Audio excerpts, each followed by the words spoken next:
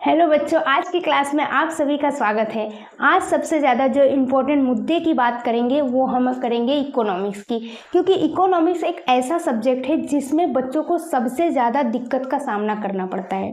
आखिर क्यों ये दिक्कत का सामना करना पड़ता है, आज उसी के बारे में चर्चा करेंगे। देखिए, सबसे पहले तो हम कोई भी सब्जेक्ट पढ़ते हैं तो उसमें एक टर्म आता है।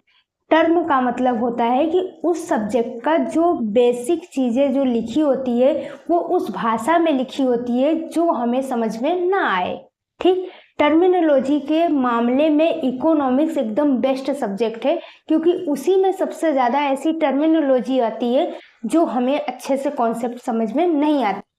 चलो तो अर्थशास्त्र के विषय में जानते हैं। सबसे पहले तो अर्थशास्त्र में होता है अर्थ और शास्त्र। क्या होता है? अर्थ और शास्त्र। इसमें दो टर्मिनोलॉजी है, एक को बोलते हैं अर्थ, दूसरा होता है शास्त्र। ये जो अर्थ शब्द आया हुआ है वो संस्कृत शब्द में से निकला है। किस शब्द में से निकला है?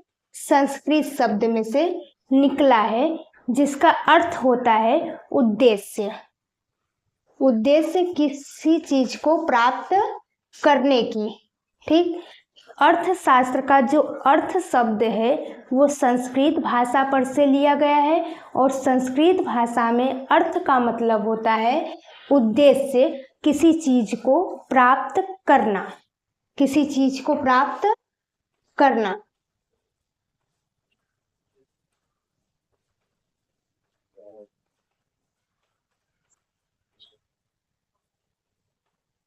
प्राप्त करना, इसका होता है अर्थ।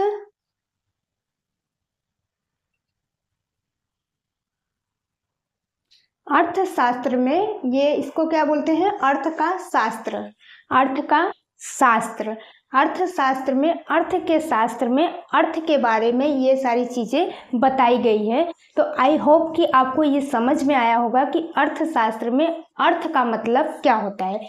उसके अलावा भी अर्थ के बहुत मतलब होते हैं, लेकिन ये वो मतलब है जो आपके टेक्स्ट बुक में दिया हुआ है, और इकोनॉमिक्स की भाषा में इसको सरल और अच्छा माना जाता है। ओके, इसी के अनुसार आपको अर्थ का मतलब एक और मैं बता देती हूँ। अर्थ का मतलब होता है धन, संपत्ति। ठीक, उसको हम क्या बोलते हैं? धन। जो धन होता है अर्थ में, अर्थशास्त्र में अर्थ का मतलब होता है धन।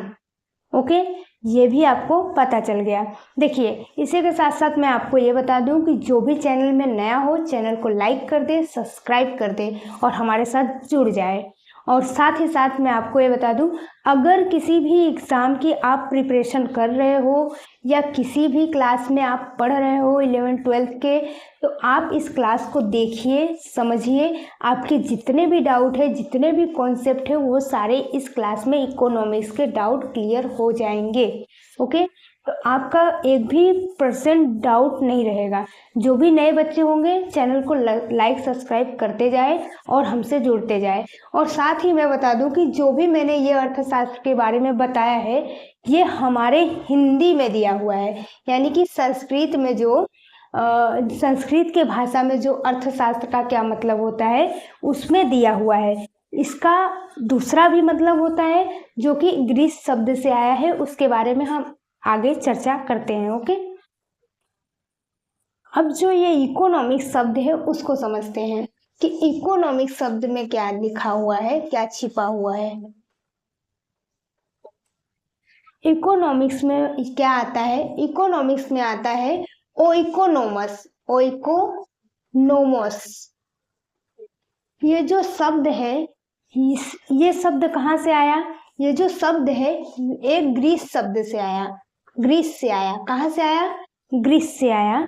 तो इसको हम क्या बोलते हैं? इकोनॉमिक्स को ओइकोनोमस। ओइकोनोमिक्स में दो प्रकार के शब्द अलग होते हैं, एक को हम बोलते हैं ओइकोस, दूसरे को बोलते हैं हम नोमोस। ओइकोस को ग्रीस के लोग बोलते हैं जो घरेलू सर सामान होते हैं उसके निजी मालिकी को वो ओइकोस बोलते हैं। क्या बोलते हैं? ओइकोस। घरेलू सरसामान, जो घरेलू सामान होते हैं ना उनको वो बोलते हैं ओइकोस। जो घरेलू सरसामान के निजी मालिकी रखता हो, मालिक, घरेलू सरसामान के निजी मालिकी को हम क्या कहते हैं? ओइकोस कहते हैं।